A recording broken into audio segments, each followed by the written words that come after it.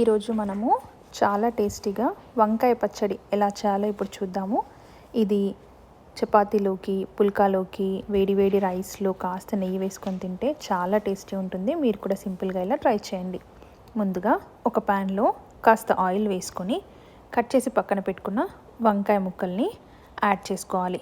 మూత పెట్టుకొని కాసేపు మగ్గించుకోవాలి. మధ్య మధ్యలో కలుపుతూ వంకాయలంతా చక్కగా మగ్గే వరకు మగ్గించుకొని ఒక ప్లేట్లోకి తీసుకోవాలి. అదే ప్యాన్లో మరి కాస్త ఆయిల్ వేసుకొని పచ్చిమిర్చి, కొద్దిగా జీలకర్ర, ఒక టొమాటోని యాడ్ చేసుకొని మగ్గించుకోవాలి. ఆ తర్వాత కొద్దిగా వెల్లుల్లి, తర్వాత కొద్దిగా చింతపండుని వేసుకొని అంతా చక్కగా మగ్గించుకొని ఇది చల్లారాక మిక్సీ జార్లో వేసుకొని కొద్దిగా సాల్ట్ యాడ్ చేసుకొని ఫైన్ పేస్ట్ లాగా పట్టుకోవాలి. ఆ తర్వాత ఇందులో మనం ముందుగా మగ్గించి పెట్టుకున్న వంకాయల్ని యాడ్ చేసుకొని ఒక 2-3 సార్లు కచ్చపచ్చగా అలా చేసుకొని పక్కన తీసుకోవాలి.